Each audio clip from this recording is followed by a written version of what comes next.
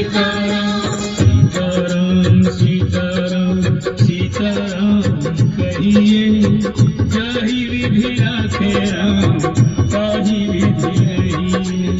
सीताराम सीताराम सीताराम कहिए, जाहि विधि राखे राम ताहि विधि रहिए। जाहि विधि राखे राम ताहि विधि रहिए।